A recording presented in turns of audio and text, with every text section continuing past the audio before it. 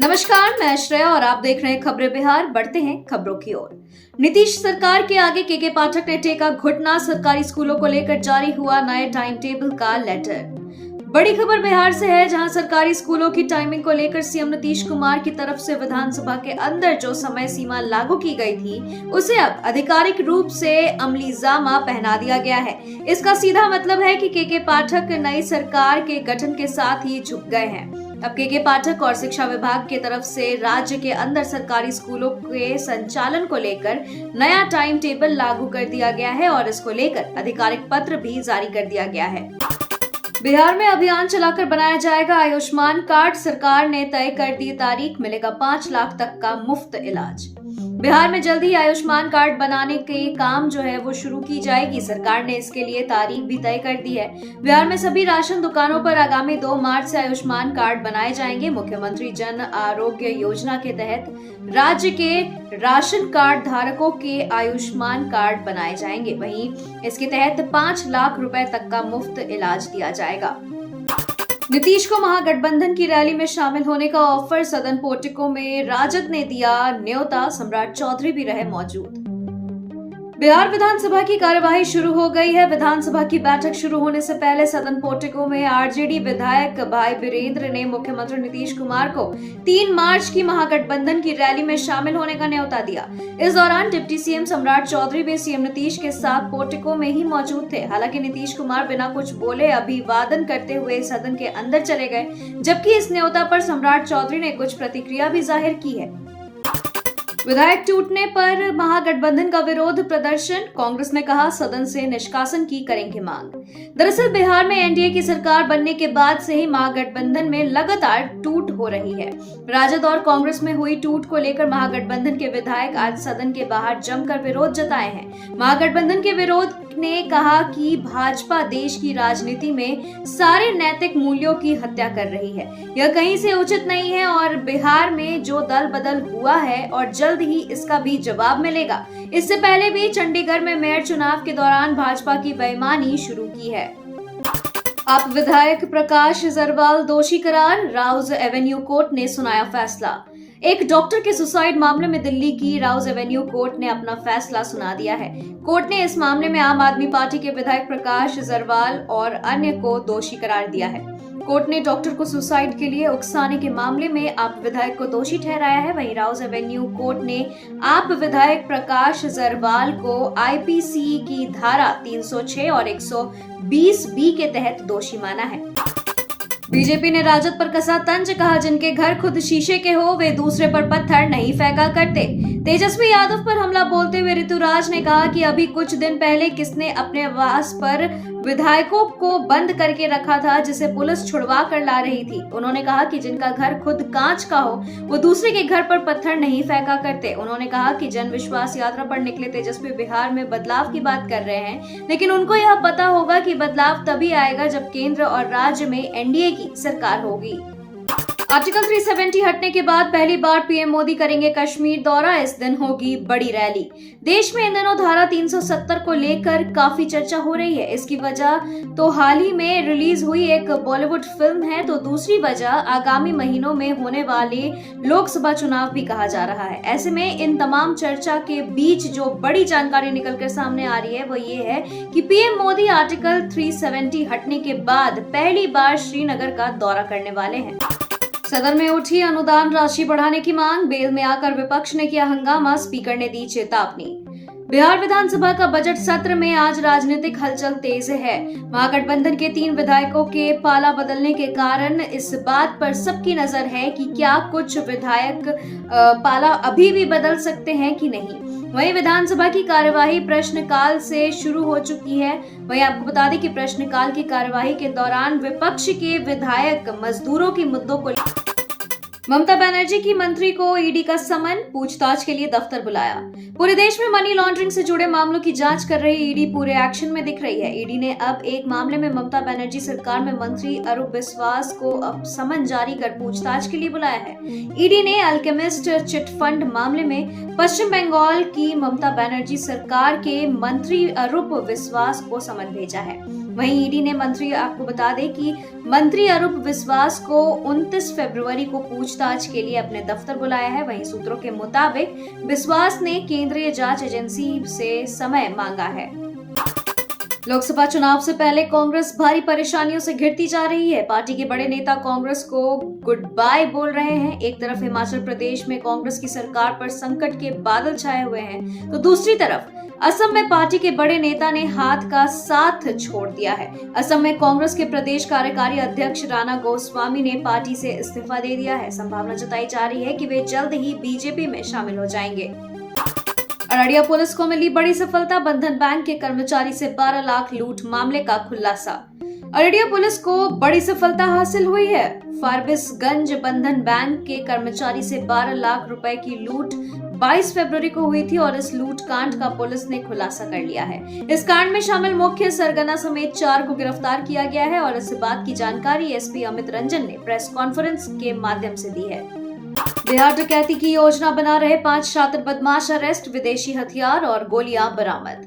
जहानाबाद की मखदुमपुर थाना पुलिस को बड़ी कामयाबी हाथ लगी है। पुलिस ने गुप्त सूचना के आधार पर डकैती की योजना बना रहे 5 अपराधियों को विदेशी हथियार और भारी मात्रा में गोली के साथ गिरफ्तार किया है। गिरफ्तार अपराधियों के पास से 2 विदेशी पिस्टल, 1 देसी कार्बाइन और 28 गोली, 6 खोखा और 2 खाली मैगजीन को पुलिस ने बरामद किया है।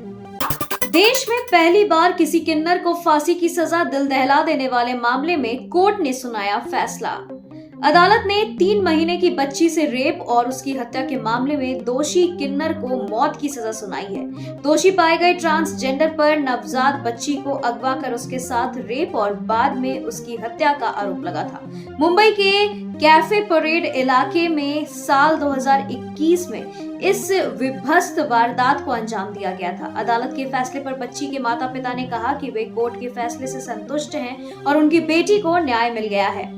कस्टडी से फरार हो गए 2 कुख्यात, मुंह देखती रह गई। बिहार पुलिस, एसटीएफ ने किया था अरेस्ट।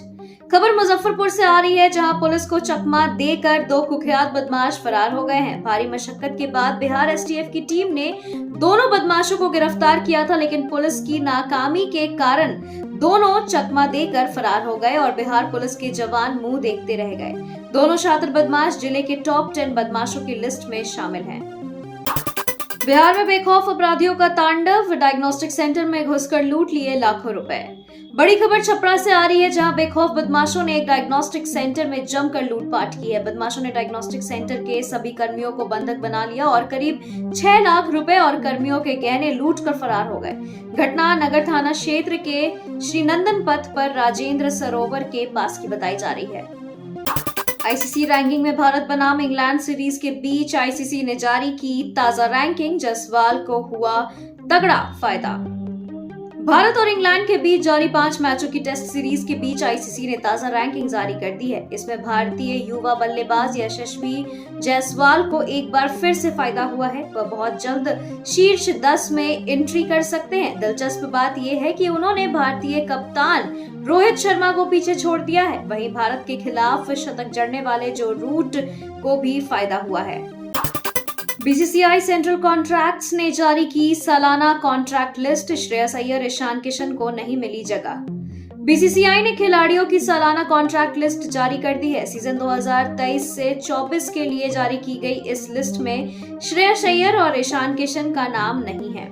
दोनों खिलाड़ियों ने घरेलू क्रिकेट में हिस्सा नहीं लिया था, इस कारण बोर्ड नाराज था और उसका अक्सर कॉन्ट्रैक्ट लिस्ट में देखने को मिला है। वहीं आपको बता दें कि बीसीसीआई ने अपने बयान में कहा कि अय्यर और ईशान को वार्षिक अनुबंध नहीं दिया गया है। उत्तर प्रदेश के बाएं हाथ के बल्लेबाज आईसीसी रैंकिंग में भारत बनाम इंग्लैंड सीरीज के बीच आईसीसी ने जारी की ताजा रैंकिंग, जायसवाल को हुआ तगड़ा फायदा। भारत और इंग्लैंड के बीच जारी 5 मैचों की टेस्ट सीरीज के बीच आईसीसी ने ताजा रैंकिंग जारी कर दी है। इसमें भारतीय युवा बल्लेबाज यशस्वी जायसवाल को एक बार फिर से फायदा हुआ है। वह बहुत जल्द शीर्ष 10 में एंट्री कर सकते हैं। दिलचस्प बात यह है कि उन्होंने भारतीय कप्तान रोहित शर्मा को पीछे छोड़ दिया है। वहीं भारत के खिलाफ शतक जड़ने वाले जो रूट को भी फायदा हुआ है। मुझसे शादी करोगी, बीच मैच में फैन ने किया आरसीबी की श्रेयांका को शादी के लिए propose, photo viral. Royal Challengers Bangalore और गुजरात जायंट्स के बीच मंगलवार को महिला प्रीमियर लीग का 5वां मुकाबला खेला गया। बेंगलुरु के एम चिन्नास्वामी स्टेडियम में खेले गए आरसीबी ने लगातार दूसरी जीत दर्ज की है। स्मृति मानधना की अगुवाई वाली टीम ने गुजरात को 8 विकेट से हराया। इससे पहले आरसीबी ने अपने पहले मुकाबले में यूपी वॉरियर्स को हराया था और इस मैच में एक ऐसी घटना हुई जिसने पूरे क्रिकेट जगत का ध्यान अपनी ओर खींच लिया। इंडिया वर्सेस इंग्लैंड में भारत के खिलाफ नहीं चला जॉनी बेयरस्टो का बल्ला, 8 पारियों में नहीं लगा पाए एक भी अर्धशतक। भारत और इंग्लैंड के बीच जारी 5 मैचों की टेस्ट सीरीज में जॉनी बेयरस्टो कुछ खास प्रदर्शन नहीं कर पाए। अब तक खेले गए 4 टेस्ट मैचों में उन्होंने एक भी अर्धशतकीय पारी नहीं खेली है। इसके अलावा वह एक बार 0 पर आउट हुए। कुलदीप यादव ने उन्हें तीसरे टेस्ट की दूसरी पारी में अपना शिकार बनाया। इंग्लैंड के लिए 99 टेस्ट मैच खेल चुके बेयरस्टो भारतीय सरजमी पर फ्लॉप साबित हुए हैं। संगीत नाटक अकादमी अवार्ड पुरस्कार का ऐलान हुआ। अशोक शराफ सहित इन कलाकारों को मिलेगा सम्मान। संगीत नाटक अकादमी ने बुधवार को पुरस्कारों का ऐलान किया है। नाटक अकादमी ने 6 अकादमी फेलो और 92 कलाकारों के नाम की घोषणा की है जिन्हें वर्ष 2022 और 2023 के लिए प्रतिष्ठित पुरस्कार मिलेगा। इसमें अभिनेता अशोक शराफ, राजीव वर्मा, सिंगर बॉम्बे जयश्री सहित कई हस्तियां शामिल हैं। राष्ट्रीय संगीत, नृत्य और नाटक अकादमी कला के क्षेत्र की प्रतिष्ठित हस्तियों को अकादमी फेलो के रूप में चुनती है। सिंघम अगेन में विलन की भूमिका के लिए उत्साहित है अर्जुन। कहा, नेगेटिव रोल से पाना चाहता हूं दर्शकों का प्यार। रोहित शेट्टी की अपकमिंग फिल्म सिंघम अगेन लगातार चर्चा में बनी हुई है। सुपरहिट फिल्म सिंघम की फ्रेंचाइजी के अलावा इसके साथ खतरनाक एक्शन सीक्वेंस भी इस फिल्म की विशेषता में शुमार है। लेकिन हाल के दिनों में इस फिल्म को लेकर जिस चीज की सबसे ज्यादा सुर्खियां बटोरी वह इस फिल्म के स्टार कास्ट ने। सिंघम अगेन ने फिल्म इंडस्ट्री के कई टॉप स्टार्स मुख्य भूमिका है। वहीं हाल ही में फिल्म के मुख्य विलन की भूमिका के लिए अभिनेता अर्जुन कपूर के नाम से पर्दा उठा। अक्षय कुमार वनवासी कल्याण परिषद के छात्रावास पहुंचे खिलाड़ी 1 करोड़ रुपए सहयोग राशि देने का किया ऐलान।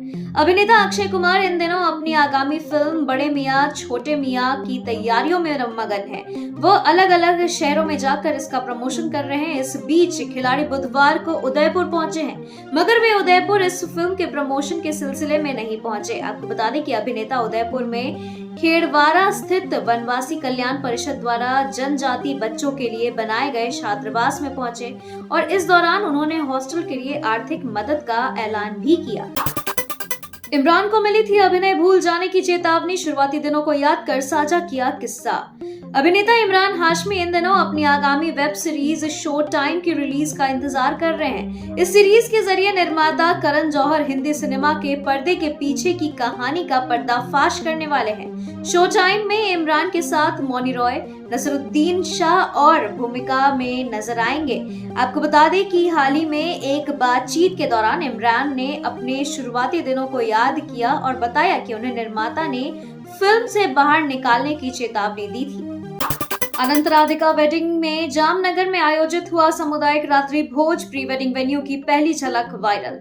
मुकेश अंबानी और नीता अंबानी के छोटे बेटे अनंत अंबानी अपनी शादी को लेकर सुर्खियों में हैं। अनंत जल्द बिजनेसमैन वीरेन मर्चेंट की बेटी राधिका मर्चेंट के साथ 7 फेरे लेने वाले हैं। इस बीच अनंत और राधिका की प्री वेडिंग फंक्शन में शिरकत करने वाले सितारों की लिस्ट ने फैंस के उत्साह को बढ़ाया हुआ है। शादी से पहले 1 से 3 मार्च तक गुजरात के जामनगर में आयोजित प्री वेडिंग फंक्शन पर आए दिन के कोई ना कोई बड़ा अपडेट सामने आ रहा है। तो खबरों के सिलसिलों में फिलहाल इतना ही। बने रहें खबरें बिहार के साथ। नमस्कार।